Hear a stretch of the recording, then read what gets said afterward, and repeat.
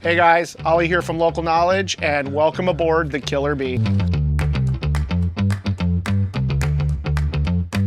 I'm super proud of the Killer Bee. This is really the culmination of 30 years experience fishing our local waters.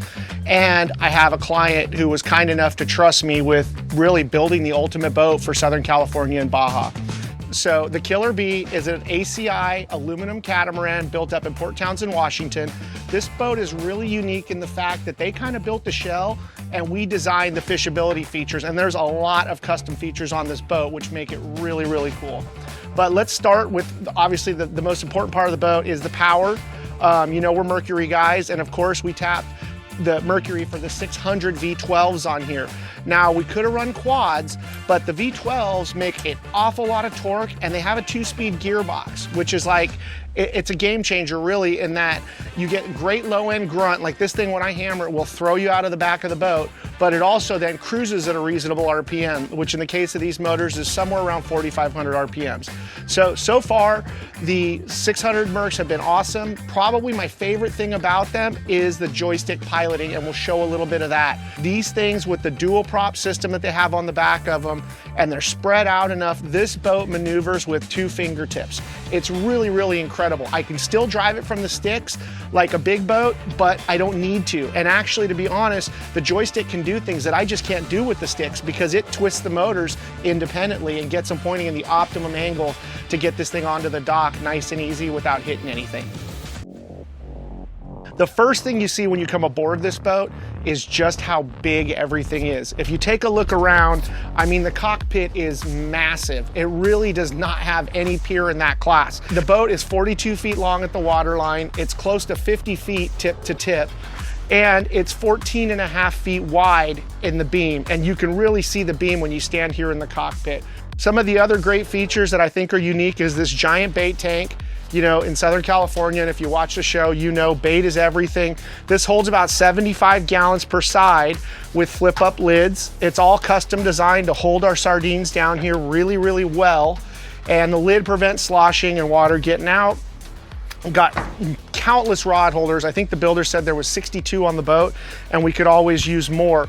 You'll notice the bait tank does not go all the way to the deck. And if you look in the aluminum here, you can see this line and this access port. That's because underneath the deck, or underneath the tank, mounted basically right on the tunnel of the hull, there's a Seakeeper 9. Another thing that sets this boat apart from boats in its class is the amount of accessories and systems it has. So down in this hold, we have got a few things. 75 gallons of diesel to run the generator, which I'll show you later. That equates to about 5 days of the generator running. And that big white pump you see, that's the lift pump for the Watermaker that's inside. And then we also have built-in ice maker. It is plumbed directly into both boxes. So we can switch back and forth. If we want ice in this box or ice in that box, it's yours at the flip of a lever. Over on this side, has a Kohler 9 kW generator. All of the major systems on this boat are 220 powered, which is great because it draws less amperage than a comparable 120 setup.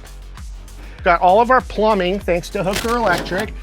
We have a Hooker pump in the other hold, kind of hard to see, but you can see here's my bait manifold in a perfect spot. I love where ACI put it, and I can direct water from 1 pump in or 2 pumps in. I can do one side of the tank if I want, or both sides, and I also have the option to run my tuna tubes on the back of the boat. So really, I've got backup, I've got plenty of water flow if I want to run everything, just more options. My starting batteries are in here as well. Under here, while rusty, we have our 2 giant helium tanks. We are constantly blowing up balloons for both kites and balloon fishing. Now this is enough helium to last me through a whole season. Really, really great setup. It's out of the way, and the stuff stays incredibly dry back here. Another couple cool things is we've got a boarding door between the motors. You see this platform here. Because these motors don't rotate, only the lower unit rotates, we could have this fishing platform right next to the motors. We don't have to allow the motors room to swing. That's another unique feature of these 600s, where if we had quad motors, this would be much, much smaller and not give us as much fishing room. And right away, we found out this is the best place when you're pulling on a fish. Guys just gravitate back here. You're totally clear of the motors. You're 3 feet behind them. Tons and tons of room to work. Another feature that's really, really nice is the size of these fish boxes. Each box measures about 8 feet long, 4 feet wide, and over 4 feet deep. That combined with fresh salt ice coming into the box, we can chamber off the ice with these different compartments and then like have ice in one compartment, fish in the other, so we can bury them properly. When it comes to chilling down fish, we've got all the options in the world. Every piece of space on this boat has been used. There's just the width of the door here, but we can throw our cleaning supplies in it.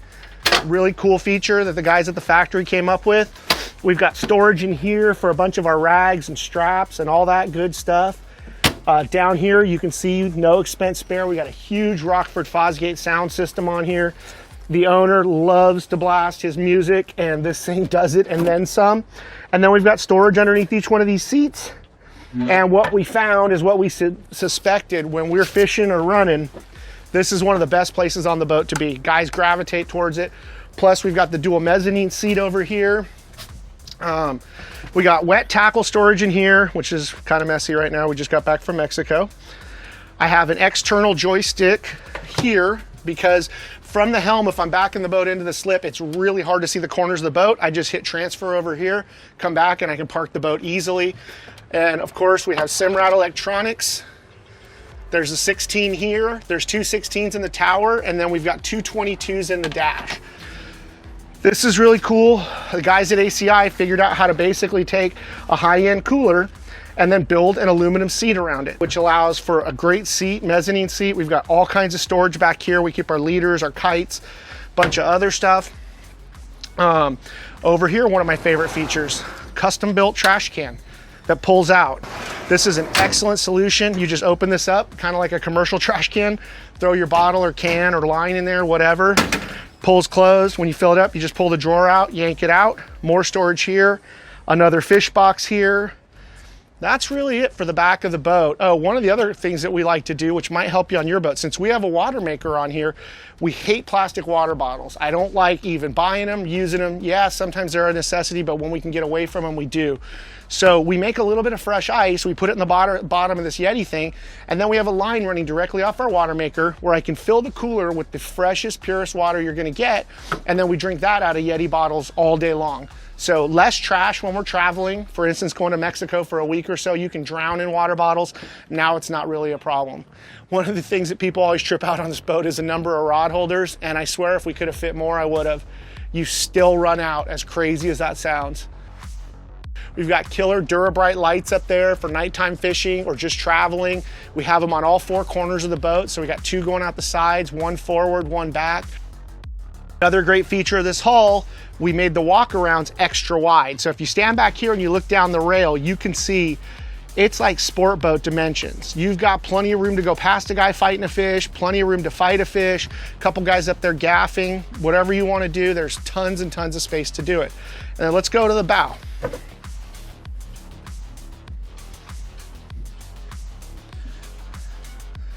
You can see, just like everything else on this boat, it's big, and it is not just big, it is huge up here.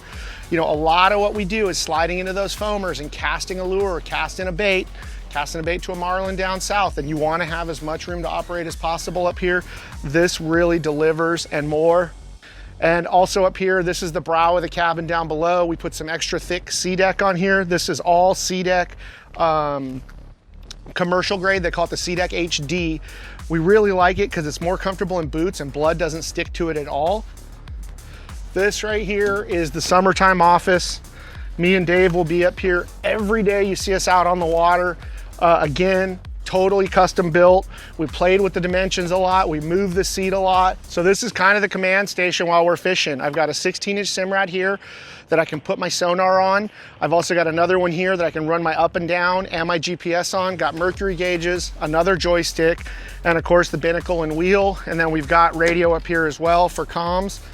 And I've got a remote so I can adjust the Omni sonar from up here. Really, really nice setup. Again, purpose built. We had these really high armrests put on that swing away. That was Joey at the factory's invention. They're super nice because they allow us to sit in here and hold those big gyro binoculars without having your arms get tired or anything. You basically just have to hold them up to your face. As you step into the cabin, I think again, you notice for a 44-foot boat, 42-foot boat, this thing is really, really big inside. The other thing that stands out is while the whole interior of this boat is all aluminum, there's no fiberglass, they body worked everything. So all the edges are nice and round. You can't really tell. It looks like molded fiberglass, and then they painted it with all grip. All of the surfaces are very high-end stuff. We've got ultra leather seating. We've got high-end LeBrock seats in the front. Really, really nice cabinetry, nice Corian, cooktop, microwave, fridge freezer, another freezer. Just really everything that a big boat has, we have it. It's just in a smaller package. And that was really the goal, was to have everything you'd find like on a 50, 60-foot Viking, but put it into a smaller package that was nimble and outboard powered for ease of maintenance, for reliability, and to get the motors out of the boat and give us those giant fish holds. So we've got a built-in TV right here that lowers down on a ram, which is really cool. At the helm here, you got two 22-inch Simrad screens with a custom enclosure. You got the boat name. Here's our Rockford headset or head unit. You can put your phone in here to charge it. I've also got another phone charger there, a joystick, a remote, windshield wiper controls, and the best big boy toy there is, Omni sonar. Up here, you've got seating for your crew. Joey at the factory came up with this box. We kind of threw our keys in it. We got USB chargers all over the boat to charge all your toys. We got a power panel there. And then up here you can see there's two massive bunks or beds. They're both queen size. There's a ton of storage underneath them. And those outboard cabinets are perfect for little appliances and bedding and stuff of that nature. On either sponson, you can step down and there's equipment down here. On the aft side, on both sides, you got different pieces of equipment. This is all the Omni sonar stuff back here and a little room to tuck my tools. And then you've got a 7-foot bunk that extends up underneath here. We've got more storage. We've got easy access to our AC power in this hole, our batteries and everything. I will say the design that ACI has is very well thought out, and we use pretty much every square inch of space on this entire boat. On this side, pretty much the same layout. I got a bunch of junk in there, but Watermaker, air conditioner, and then up top, we've got our water tank and the backs of our fridges, and then again, another bunk, and then excellent access to our 12-volt side. So one of the questions we get asked a lot is, what are the performance numbers? I mean, you see a boat this size, it's only got twin outboards on it. Granted, they're huge, but the performance has been really, really good. Our slow cruise is around 26 knots, give or take. And then if we want to bump it up a little bit, we still have a pretty economical cruise at 32 knots. The boat tops out at just over 40 knots. And that's again, with only two motors, 600 horsepower aside. She's pretty efficient and runs really, really well. Given the weight, the power, and the balance of the boat, I really couldn't ask for too much more. I really appreciate you guys taking the time to check out the Killer Bee. Hopefully I've answered a lot of the questions we've been getting online, but if I haven't, leave us a comment. I'll do my best to answer them all. Really appreciate you watching, and we'll see you soon.